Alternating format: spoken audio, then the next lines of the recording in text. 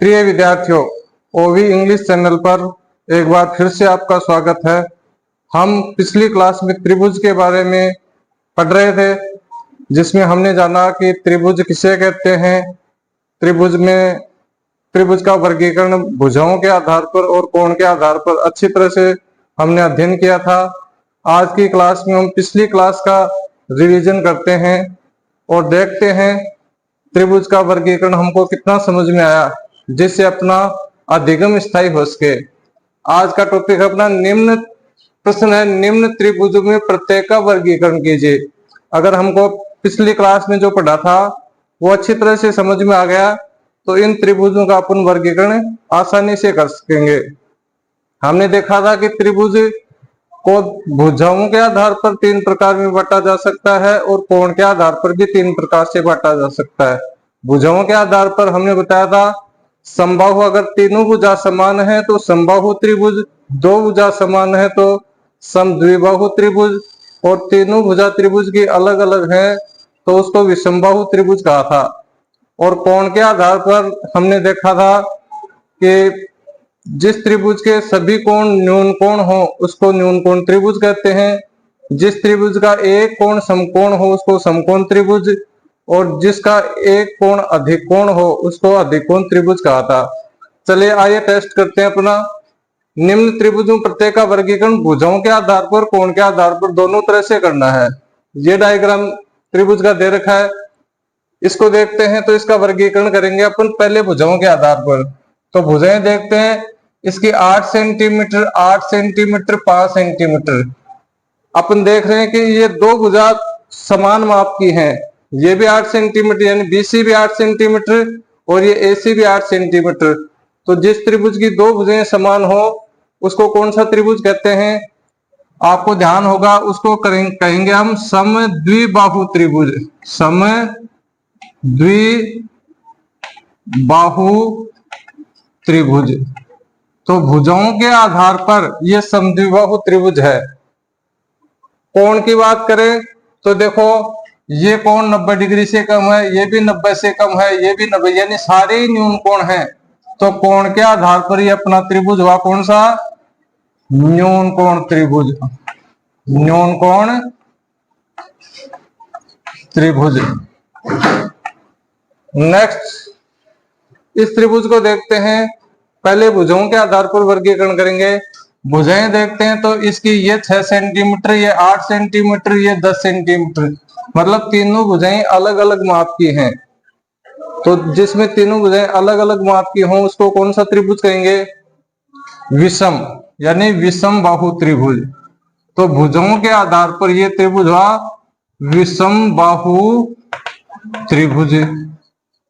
और कोण की बात करें तो देखो किसी खड़ी रेखा ये के ऊपर इस तरह का निशान बनाए तो ये 90 डिग्री का होता है और 90 डिग्री को समकोण कहते हैं। तो इसमें अपन को दिख रहा है कि एक कोण समकोण बना हुआ है, और जिस त्रिभुज में एक कोण समकोण हो यानी त्रिभुज में एक ही कोण समकोण हो सकता है तो वो हो गया अपना समकोण।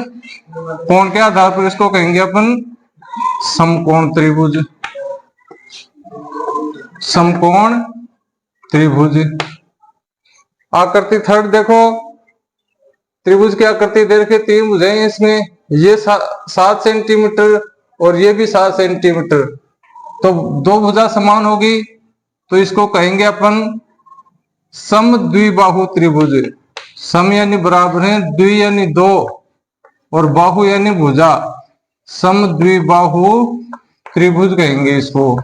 भुजाओं के आधार पर इसका वर्गीकरण करेंगे तो समद्विबाहु त्रिभुज होगा। और कोण के आधार पर वर्गीकरण करेंगे तो देखते हैं इसमें ये कोण है 90 डिग्री से थोड़ा अधिक है, यानी ये अधिक कोण बन रहा है, और एक कोण भी अधिक कोण हो तो उसको कहेंगे अपन अधिक कोण त्रिभुज। अधिक कोण त्रिभुज। ठीक है। इस आकृति में देखिए यह त्रिभुज है, 3 भुजाओं से घिरी हुई आकृति त्रिभुज होती है। इसकी भुजा देखें 5.2 सेंटीमीटर, 5.2 सेंटीमीटर, 5.2 सेंटीमीटर, यानी तीनों भुजाएं बराबर माप की हैं, और जिस त्रिभुज की तीनों भुजा बराबर माप की हों उसको कौन सा त्रिभुज कहते हैं? तो भुजाओं के आधार पर ये होगा समबाहु, समान भुजाओं वाला समबाहु त्रिभुज कहेंगे इसको। और कोण के आधार पर देखते हैं तो ये सारे तीनों ही न्यून कोण हैं, तीनों ही न्यून कोण हैं, तो इसको कहेंगे अपन न्यून कोण त्रिभुज, न्यून कोण त्रिभुज। पांचवी आकृति में देखते हैं ये अपना त्रिभुज बना हुआ है, इसकी भुजाएं देखते हैं तो ये 3 सेंटीमीटर, ये भी 3 सेंटीमीटर, ये 7 सेंटीमीटर, यानी ये दो भुजा समान माप की हैं। तो दो भुजा समान माप की हों उसको सम द्विबाहु त्रिभुज कहेंगे, सम द्विबाहु त्रिभुज। और कोण के आधार पर देखें तो ये देखो ये कोण 90 डिग्री से ज्यादा बन रहा है, यानी अधिक कोण बन रहा है, तो इसको नाम देंगे कोण के आधार पर अधिक कोण त्रिभुज, अधिक कोण त्रिभुज। इस आकृति में देखते हैं तो ये भुजा भी 6 सेंटीमीटर है, ये भी 6 सेंटीमीटर है, यानी दो भुजा समान माप की हैं, तो नाम देंगे सम द्विबाहु त्रिभुज, सम द्विबाहु त्रिभुज। और कोण के आधार पर देखें तो देखो ये इसमें ये निशान बना हो तो ये कोण 90 डिग्री का है, और 90 डिग्री का होता है उसको समकोण कहते हैं, तो ये हो गया अपना समकोण त्रिभुज, समकोण त्रिभुज। तो इस तरह से अपन भुजाओं के आधार पर और कोण के आधार पर त्रिभुज का वर्गीकरण आसानी से कर पाए, क्योंकि हमें ध्यान है कि जिस त्रिभुज की तीनों भुजा समान हो वो समबाहु त्रिभुज होगा, दो भुजा समान हो समद्विबाहु होगा, और तीनों भुजाएं अलग अलग माप की हों वो विषमबाहु त्रिभुज होगा। इस तरह से आपको त्रिभुज का वर्गीकरण आशा करता हूं समझ में आ गया होगा, और बार बार अभ्यास करेंगे तो अच्छी तरह से समझ में आ जाएगा।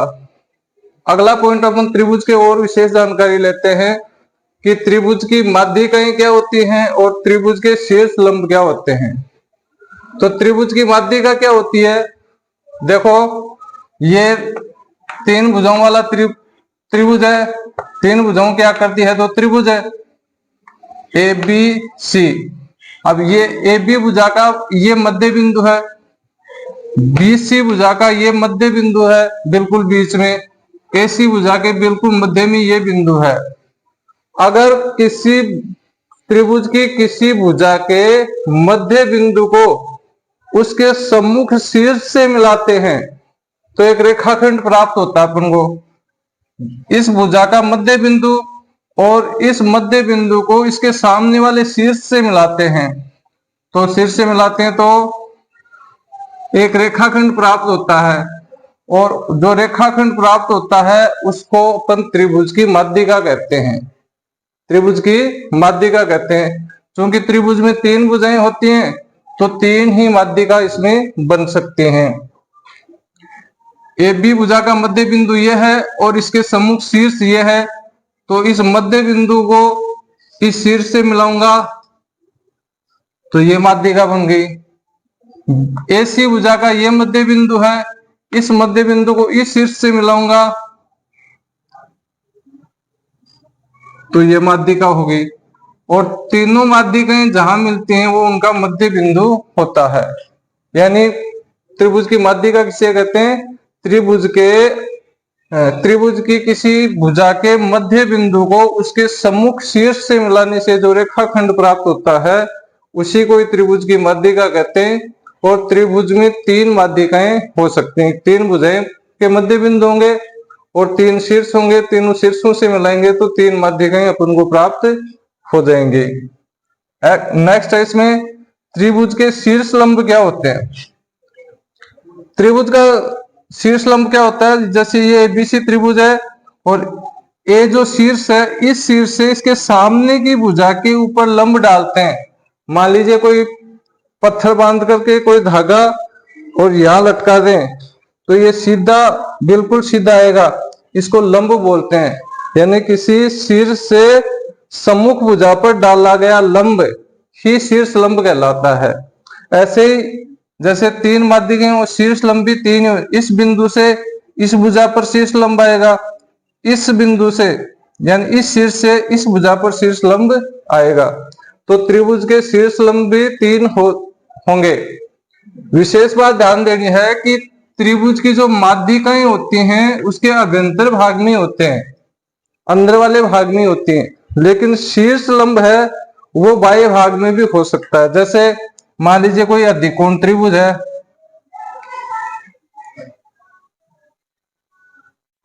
तो इस बिंदु का शीर्ष लंब खींचेंगे तो इसके अंदर नहीं आएगा, क्योंकि यहां से धागा लटके तो सीधा नीचे जाएगा। तो ये इसका शीर्ष लंब होगा और ये इसकी भुजा को आगे बढ़े तो यहाँ काटेगा ये, तो ये इसका शीर्ष लंब होगा। शीर्ष लंब त्रिभुज के बाह्य भाग में भी हो सकता है, और इस शीर्ष लंब को ही त्रिभुज की ऊंचाई कहते हैं। आगे हम त्रिभुज का क्षेत्रफल निकालेंगे, तो त्रिभुज का क्षेत्रफल होता है 1/2 गुणे आधार गुणा ऊंचाई। त्रिभुज का क्षेत्रफल लिखो, त्रिभुज का क्षेत्रफल निकालना पड़ेगा तो उसका सूत्र होता है 1/2 गुणे आधार गुणा ऊंचाई। 1/2 आधार गुणे ऊंचाई। तो ये ऊंचाई कौन सी, ये तो इसका आधार हो गया, और ऊंचाई वो शीर्ष लंब ही होता है, यानी उसके सम्मुख शीर्ष से डाला गया लंब ही उसकी ऊंचाई होता है। तो ये इसकी ऊंचाई कहलाएगी। तो आधार और ऊंचाई को गुणा करके आधा कर देंगे तो इस त्रिभुज का क्षेत्रफल निकल जाएगा। आगे देखते हैं अपन त्रिभुज के कोणों में और बाह्य कोणों में क्या अंतः कोणों और बाह्य कोणों में क्या संबंध होता है, ये देखेंगे।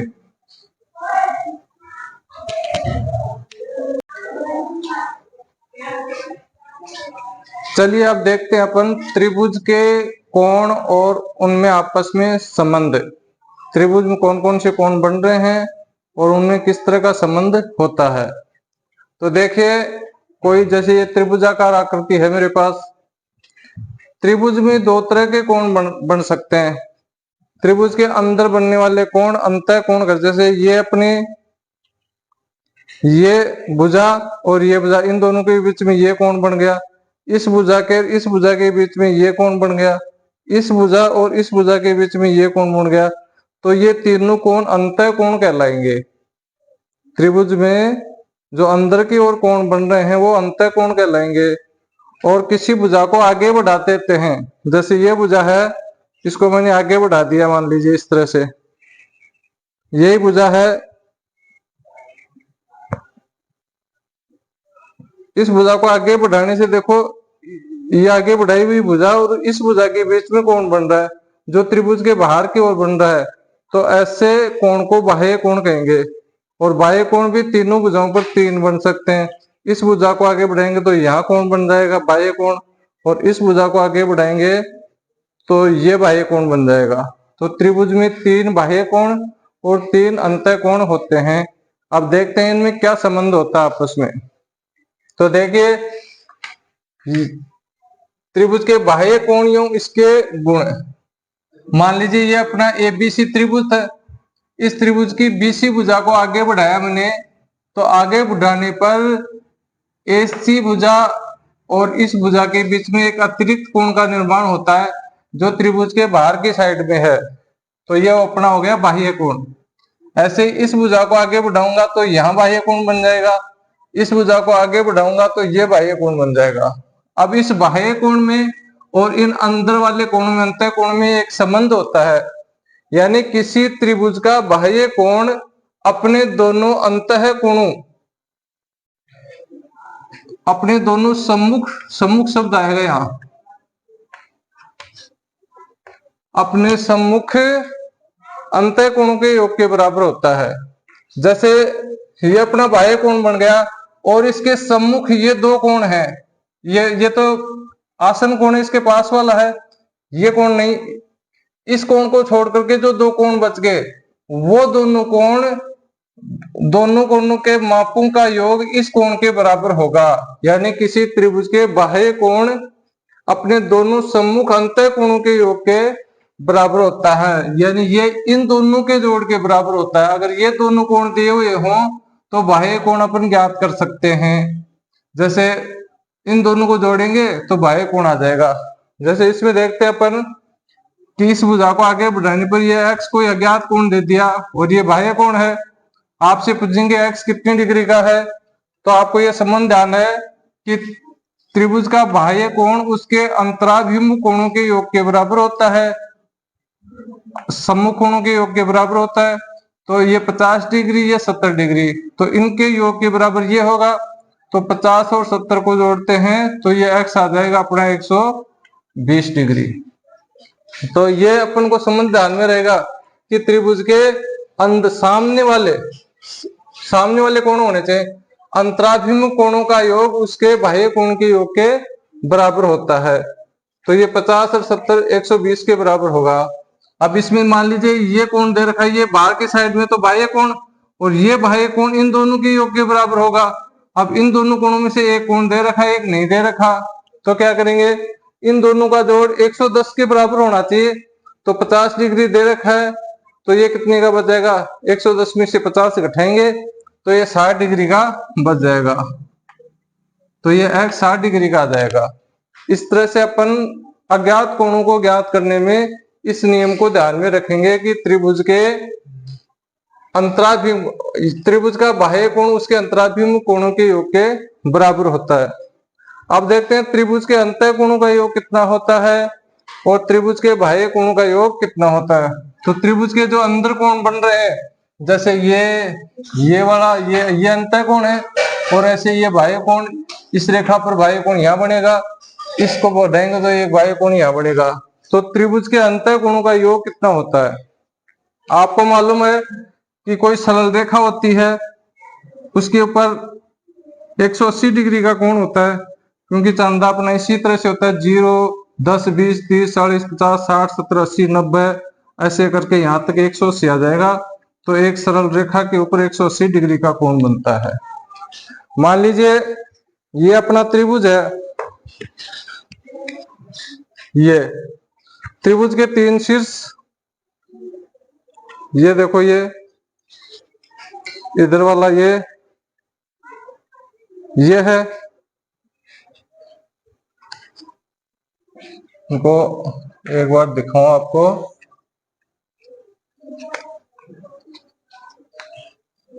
ये वाला ये हो गया और इधर वाला ये है। इसमें ये अगर इन तीनों अंतः कोणों को मैं निकाल लूं तो ये तीनों अंतः कोणों का योग अगर इस सरल रेखा के ऊपर आ जाता है तो अपन जान देंगे कि 180 डिग्री होगा। तो इसको मैं यहां लगाता हूं। ये देखो दूसरा, ये सरल रेखा बना रहा हूं, नीचे का सरल रेखा ही है, ये देखो बिल्कुल सीधी, और इसमें ये कोण ये लगा दिया। अब देखो त्रिभुज के तीनों अंतः कोण लिए मैंने, और तीनों अंतः कोण इस सरल रेखा पर आ रहे हैं, तो इन तीनों अंतः कोणों का योग 180 डिग्री है। तो अपन सिद्ध कर दिया कि त्रिभुज के तीनों अंतः कोणों का योग 180 डिग्री है। तो देखो त्रिभुज के अंतः कोणों का योग 180 डिग्री होता है। 3 अंतः कोण होते हैं, तीनों अंतः कोणों का योग 180। तीनों अंतः कोणों को मैंने ऐसे जमा करके लगा दिया, तो तीनों एक सरल रेखा पर बने हुए कोण नजर आ रहे हैं आपको। तो ये 180 डिग्री के होते हैं। और त्रिभुज के बाह्य कोणों का योग 360 डिग्री होता है। बाह्य कोण यानी बाहर वाले, त्रिभुज ही नहीं, सभी बहुभुज, चाहे त्रिभुज भी एक बहुभुज है, उस बहुभुज में त्रिभुज आ गया, चतुर्भुज, पंचभुज, षष्ठभुज, जो भी बहुभुज है उनके बाह्य कोणों का माप हमेशा 360 डिग्री होता है। तो त्रिभुज भी एक बहुभुज है, तो बहुभुज के बाह्य कोण का योग 360 होता है। इसको अपन देख भी सकते हैं कैसे, जैसे मान लीजिए ये त्रिभुज है, इसके अंतःकोण 60 डिग्री 60 डिग्री तीन न्यून कोण का बना हुआ ये त्रिभुज है। इसका बाह्य कोण ज्ञात करते हैं। देखो ये सरल रेखा के ऊपर बना हुआ कोण है तो ये 60 डिग्री तय, दोनों का योग 180 होगा तो ये 120 डिग्री का आएगा। ऐसे इस सरल रेखा के ऊपर ये दो कोण बन रहे हैं तो ये 60 डिग्री है तो ये 120 डिग्री आएगा। ऐसे इस सरल रेखा पर देखें ये 60 डिग्री है तो ये 120 डिग्री आएगा। यानी बाह्य कोण तीन बने 120 डिग्री 120 डिग्री 120 डिग्री। अब तीनों बाह्य कोणों को जोड़ेंगे तो आएगा अपना 360 डिग्री। 120 120 120 12 3 36 यानी 360 डिग्री। तो त्रिभुज के बाह्य कोणों का योग 360 डिग्री होता है, यह भी अपन को ध्यान रखना है। और त्रिभुज के तीनों अंतः कोणों का योग 180 डिग्री होता है। तीनों अंतः कोणों के आधार पर भी अपन अज्ञात कोण ज्ञात कर सकते हैं। जैसे ये त्रिभुज है ये 50 डिग्री ये 70 डिग्री और ये अज्ञात कोण दे रखा है। अपन को जानना है कि त्रिभुज के तीनों अंतः कोणों का योग 180 होता है तो x कितना आएगा। देखो 70 और 50 कितने होते हैं 120, तो त्रिभुज के तीनों कोणों का 180 होता है तो ये 60 डिग्री का बच गया, ये कोण बच गया अपना। तो इस तरह से अपन इस गुणधर्म के आधार पर कि त्रिभुज के तीनों अंतः कोणों का योग 180 डिग्री होता है तो उसके आधार पर अज्ञात कोण ज्ञात कर सकते हैं। आशा करता हूं आपको ये वीडियो पसंद आया होगा और आप अच्छी तरह से मन लगा करके पढ़ें, मस्त रहें, इसी आशा के साथ।